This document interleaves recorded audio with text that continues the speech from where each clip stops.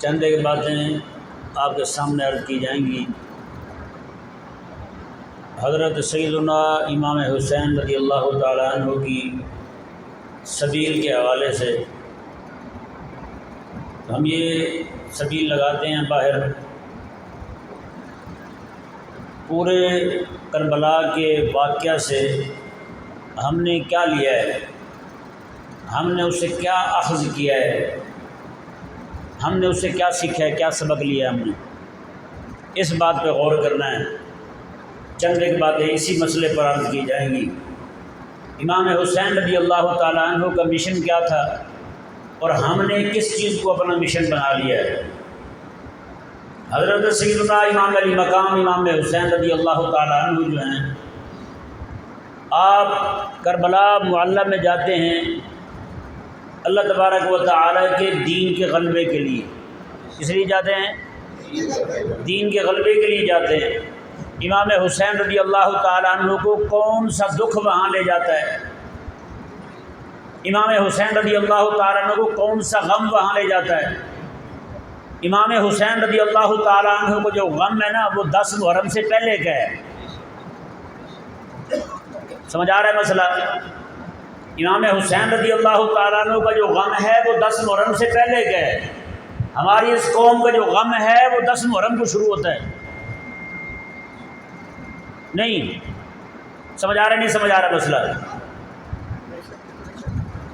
یعنی اس سے ثابت ہوا کہ امام حسین رضی اللہ تعالیٰ عنہ کے جو غم کی تاریخ ہے وہ پرانی ہے۔ امام حسین رضی اللہ تعالیٰ عنہ کو وہ غم جو ہے وہ مدینہ منورہ چھوڑنے پر مجبور کرتا ہے۔ وہ غم جو ہے امام حسین رضی اللہ تعالیٰ عنہ کو، جب حجاج کرام مکہ مکرمہ آ رہے ہیں حج ادا کرنے کے لیے، امام حسین رضی اللہ تعالیٰ عنہ کو مکہ مکرمہ چھڑواتا ہے۔ لوگ جو ہیں اپنی یہاں سواریاں بند کر کے، ان کو روانہ کر کے، کجاوے باندھ کے مکہ مکرمہ آ رہے ہیں، اور امام حسین رضی اللہ تعالیٰ عنہ عراق جا رہے ہیں۔ امام حسین رضی اللہ تعالیٰ عنہ کا غم تو مدینہ منورہ سے آپ کو لے کے جا رہا ہے یہاں، اور ہمارا غم جو ہے وہ 10 محرم سے شروع ہو رہا ہے۔ اس سے ثابت یہ ہوتا ہے کہ ہمارے والا غم اور ہے، امام پاک کا غم اور ہے۔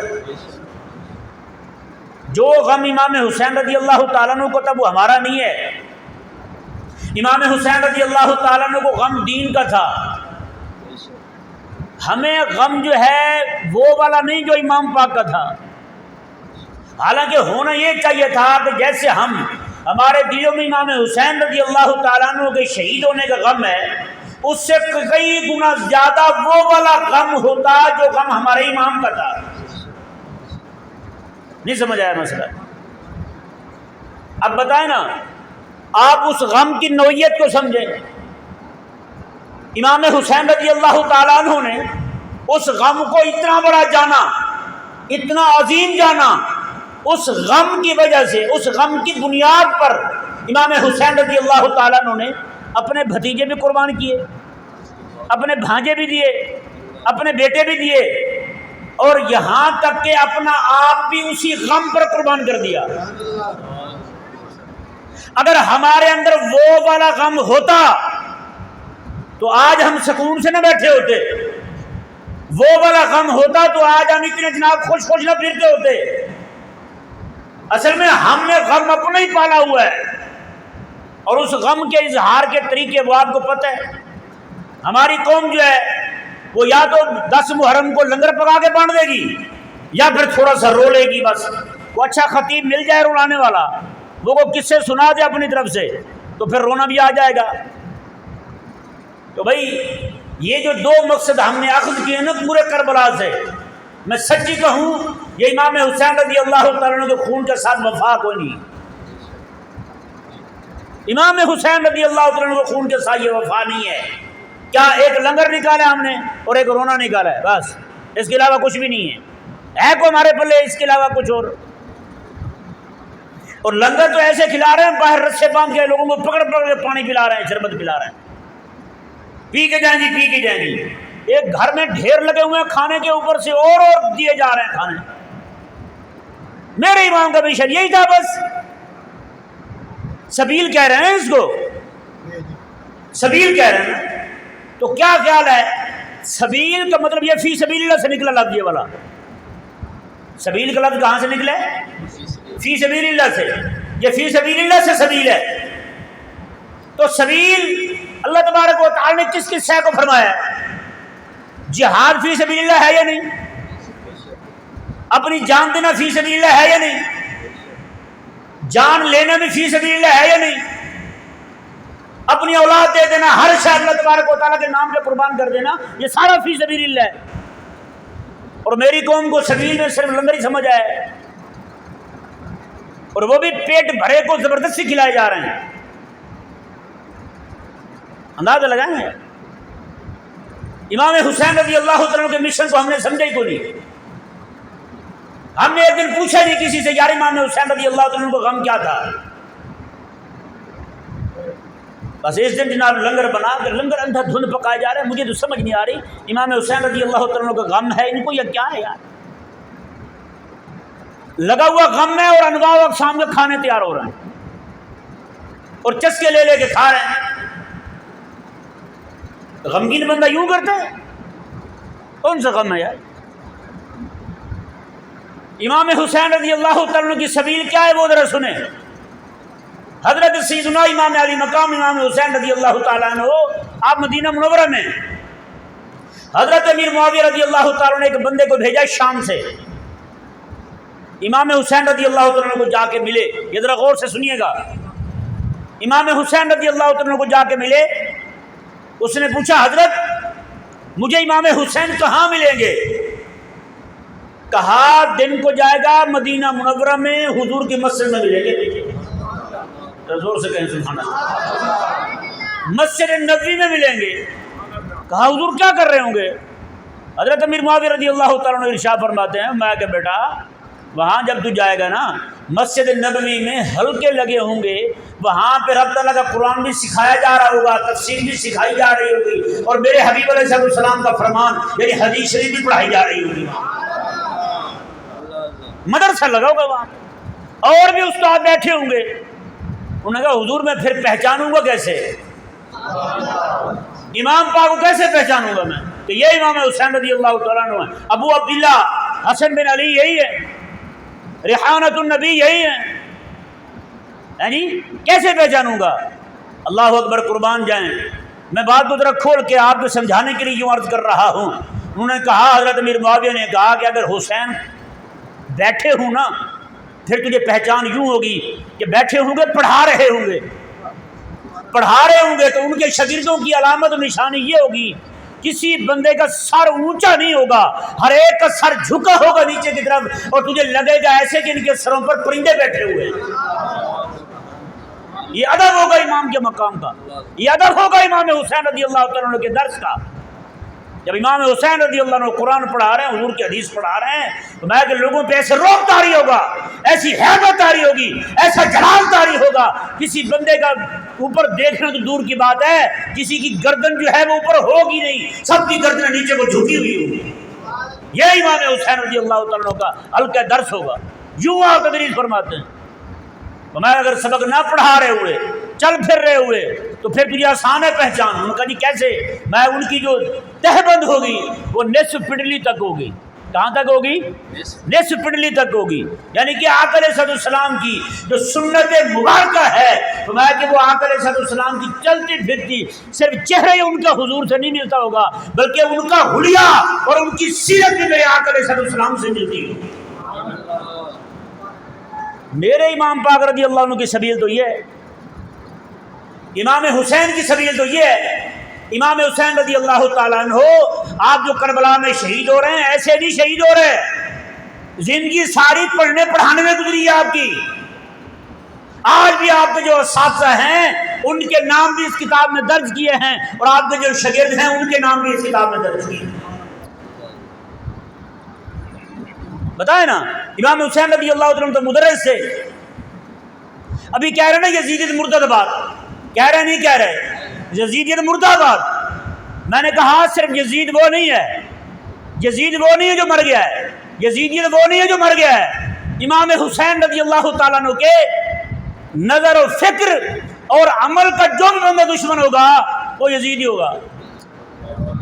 وہ یزید ہوگا، وہ یزیدی ہوگا۔ اب بتائیں نا جی، کتنے لوگوں کو پسند ہے کہ میرا بیٹا حضور کا دین پڑھے؟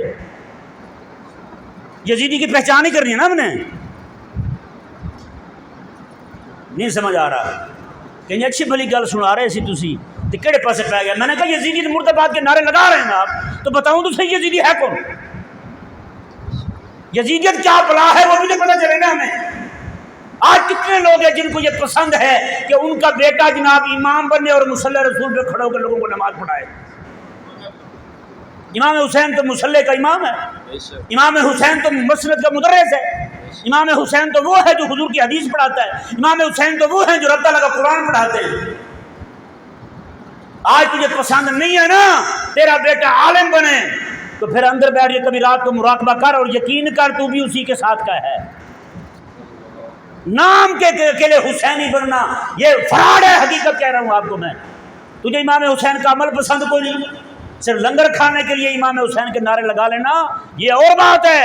کردار اور عمل کو اپنانا امام حسین رضی اللہ تعالیٰ عنہ تو زندگی ساری آپ یہی کر رہے ہیں۔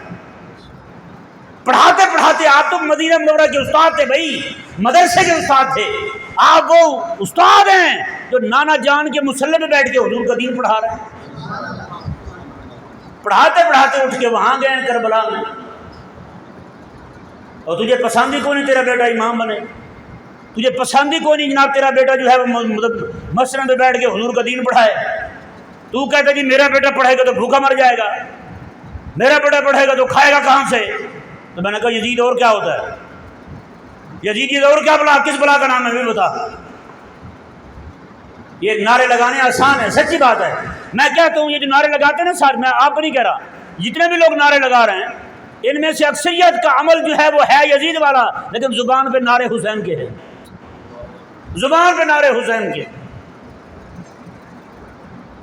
تو اب دیکھیں نا آج بھی کتنے لوگ ہیں جو غزہ کے ساتھ کھڑے ہوئے ہیں، ان سے کوک پیپسی تو چھوٹتی نہیں، کوک پیپسی پی کے ڈکار مار کے حسینیت زندہ باد۔ میں نے کہا یزیدیت اور کس بلا کا نام ہے؟ اور یہودیت کا تم نظام حکومت لے کے بیٹھے ہوئے ہو، یہودیت کی تم نظام تعلیم لے کے بیٹھے ہوئے ہو اور نعرے لگا رہے ہو حسین کے۔ حسین کا تو مدرسہ ہے جو مسجد نبوی میں چلتا تھا، آج بھی مدرسہ جو امام حسین رضی اللہ تعالیٰ کے پیروکار چلا رہے ہیں۔ حسینی تو وہی ہیں، بس لوگوں کی باتیں بھی سنیں، پوری دنیا میں سارے لوگوں سے وہ چپراسی سے بھی کم تنخواہ امام کی ہوتی ہے ہمارے یہاں، پھر بھی مصلی پہ کھڑا ہو، پھر جناب ٹکے ٹکے کا بندہ امام کو گالیاں بھی سنا دے، امام کو باتیں بھی سنا دے، وہ پیچھے سے کوئی جوتا چوری کر کے لے جائے، بندہ بھاگتا ہوا گندا منہ لے کے امام کو، امام سے میرے جوتا چوری ہو گیا۔ امام کو کام نماز پڑھانے ہے، جوتوں کو خیال کرنا ہے۔ تو یزیدیت اور کیا بلا ہوتی ہے بلا بتائیں؟ مسجد کے اندر ہر بندہ جو ہے وہ بےعزتی کر سکتا ہے کسی کی، اور امام کی کر سکتا ہے بس۔ اور یہ کون ہے؟ سارے حسینی ہیں، سبحان اللہ۔ میں نے کہا اگر یہ حسینی ہے نا پھر یزید بڑا بزرگ ہے۔ پھر آج ہمارا کردار اور عمل دیکھ لیں، آج دینداروں کے ساتھ کتنی محبت ہے ہمیں، آج ہم غزہ کے ساتھ کتنے کھڑے ہوئے ہیں۔ آج میں اور آپ ہمیں سے ہر بندہ جو اپنے گریبان میں ذرا جھانکے اور ہم دیکھیں کہ ہم جناب یہاں پہ یہودیت کی پروڈکٹ استعمال کر کر کے کتنی جناب اس کو سپورٹ کر رہے ہیں، اور اپنے اہل غزہ کی کتنی سپورٹ کر رہے ہیں۔ اہل غزہ کی طرف ہماری طرف سے کوئی ایک گلاس پانی بھی گیا، لیکن یہودیوں کو اسلحہ خریدنے کے لیے تو ہم روزانہ کے جناب پیسے بھیج رہے ہیں۔ مگر ڈونلڈ نہیں چھوٹ رہا ہمارے منہ سے، KFC نہیں چھوٹ رہا ہمارے منہ سے، نعرے حسینیت کے۔ میں نے کہا تجھ سے تو اتنا نہیں ہو سکا، اور نعرے حسینی کی سچی بات ہے، یہ منافقت ہے۔ جب تک اپنا کردار اور عمل ٹھیک نہیں کرتے ہم اپنے گھروں کو دیکھیں ذرا، ہمارے گھروں میں کیا ہو رہا ہے۔ امام حسین رضی اللہ تعالیٰ عنہ، آپ کے گھر کی خواتین جو ہیں باپردہ تھیں یا نہیں تھیں؟ باپردہ تھی نا، تو ثابت ہوا کہ حسینیت پردے کا نام ہے، حسینیت غیرت کا نام ہے، حسینیت حمیت کا نام ہے۔ آج میں اور آپ ہم دیکھیں ہمارے گھروں میں کتنی خواتین پردہ کرتی ہیں۔ حسینیت کو ہم نے سمجھا ہی کوئی نہیں بھائی، پتہ نہیں کون سی حسینیت ہے۔ آج ہماری بیٹیاں جناب کالجوں میں جا کے یونیورسٹی میں جا کے ڈانس کر رہی ہیں، اور ہم جناب نعرے لگائیں یزیدیت مرد آباد، حسینیت زندہ باد۔ میں نے کہا یہ کیا ہے؟ یہ کیا ہے؟ منافقت کسی اور شے کا نام ہے؟ آج ہمارے ہاں کتنا ظلم و ستم ہو رہا ہے، باپ فوت ہو جائے بہن کا حق مار کے نعرہ لگائے حسینیت زندہ باد، یزیدیت مردہ باد۔ یہ کون سی حسینیت ہے؟ ہمیں بھی تو سمجھا حسینیت کون سی ہے تیری؟ اور افسوسناک بات یہ ہے آج یہ مسئلہ بیان کر دیجئے نا جی، مولویوں کو تکلیف ہونی شروع ہو جاتی ہے۔ ایک جگہ میں نے بیان کیا، مجھے انہوں نے کہا جی حضور کا میلاد سنانا ہے، میں گیا وہاں پہ میلاد پہ بیان کیا، میں نے کہا کہ حضرت اماں حلیمہ رضی اللہ تعالیٰ عنہ فرماتی ہیں آقا علیہ السلام کو میں نے اپنی چھاتی مبارکہ پیش کی دودھ پینے کے لیے، آقا علیہ السلام نے دودھ پی لیا ایک جانب کا، دوسری جانب پیش کی، حضور نے اپنا چہرہ مبارکہ پھیر لیا۔ یعنی حضور بتانا یہ چاہتے تھے کہ اماں جو تیرا دوسرا بیٹا ہے نا، میں تو لوگوں کو حق دینے کے لیے آیا ہوں، حق دبانے تھوڑی آیا ہوں۔ دوسری جانب میرے بھائی کی ہے، وہ پیے گا خود۔ میں نے کہا حضور کا یہ میلاد ہے؟ آقا علیہ السلام نے آتے ہی بھائی کا حق نہیں دبایا۔ میں نے کہا تو بہن کا دبا گیا ہے۔ سچی بات ہے کچھ دنوں بعد وہیں پہ مولوی مجھے کہنے لگے یہ کون سا موضوع چھیڑ لیا تھا آپ نے، آپ میلاد سناتے سیدھا سیدھا۔ میں نے کہا جو سیدھا آپ کہتے ہیں وہ مجھ سے نہیں سنایا جاتا۔ واللہ کہہ رہا ہوں کچھ دنوں بعد میں ایک جگہ بیٹھا ہوا تھا، وہاں پہ لوگ آئے نوجوان، مجھے دیکھ کے پہچان گئے، کہنے لگے جی حضرت وہ آپ نے بیان کیا تھا۔ میں نے کہا بالکل کیا تھا۔ کہنے لگے ہم نے اس دن سنا ہمارے ابا نے ہماری بہنوں کو حق نہیں دیا تھا، آپ کا بیان سنا، اس کے بعد ہم نے کہا ہمارا تو میلاد منانا ہی فضول ہے جب تک اپنی بہن کا حق نہ دے دیں۔ کہتا ہم نے اپنی بہنوں کو بلایا، انہیں کہا کہ آپ کا حق بنتا آپ لیں۔ ہمارا ابا جو ہے اس کی قبر ٹھنڈی ہونے کی ایک ہی صورت ہے کہ ہم اپنی بہنوں کو ان کا حق دے دیں۔ وہ کہتے ہیں ہم نے بلایا، ان کو کہا کہ آپ کاغذات نکلوائیں اور اپنا حصہ لیں، آپ اپنے گھر ہم اپنے گھر۔ پتہ ہے نا ہمارا کون سا میلاد ہے؟ ہمارا تو میلاد بھی ایسا منایا جا رہا ہے، ہمارا تو جناب حسینیت کے نعرے بھی ایسے، یزیدیت مرد آباد کے نعرے بھی ایسے ہمارے جی کھڑے، ہم خود پورے کے پورے ڈوبے ہوئے ہیں یزیدیت کی ایسے سمجھے گٹر میں، اور وہیں پہ کھڑے ہو کے نعرے لگا رہے ہیں یزیدیت مرد آباد۔ حسینیت کے ساتھ دشمنی ہے ہماری، اور نعرے لگا رہے ہیں حسینیت زندہ باد۔ نہ بھائی یہ کام نہیں چلے گا۔ امام حسین رضی اللہ تعالیٰ عنہ مسجد نبوی شریف میں صفہ جانتے ہیں؟ آج بھی وہ جگہ اونچی ہے، پوری مسجد نبوی شریف میں وہی جگہ اونچی ہے۔ یہ وہ جگہ تھی، یہ وہ نشان رکھا گیا ہے جہاں پہ میرے آقا علیہ السلام کے پاس پڑھنے کے لیے آنے والے لوگوں کو ٹھہرایا جاتا تھا، پڑھنے کے لیے آتے تھے وہ لوگ۔ اور مزے کی بات دیکھیں، حضور کے صحابہ فرماتے ہیں جب تک آقا علیہ پہلے باریاں مقرر تھیں، پہلے وہ ملیں گے، پھر وہ ملیں گے، پھر وہ ملیں گے۔ محلے کے لوگ جو آتے تھے ان کو جن کو کام پہ جانا ہوتا تھا ان کو آقا علیہ السلام پہلے بلاتے، رات کو جو وہی آتے ان کو سناتے، وہ نکل جاتے، پھر دوسرے آتے وہ سن کے چلے جاتے، پھر آقا علیہ السلام آخر میں ان کو بلاتے جو وہیں بیٹھے رہتے تھے رات دن، آؤ بھی تمہیں سناؤں۔ وہ کہتے یا رسول اللہ ہمیں بھی سنائیں، رب نے کیا قرآن نازل کیا ہے۔ آقا علیہ السلام انہیں سناتے تھے، وہ قرآن سنتے، آقا علیہ السلام کے فرمان سنتے، قرآن کو بھی یاد کرتے، حضور کے فرمان کو بھی یاد کرتے۔ پھر ہوا کیا؟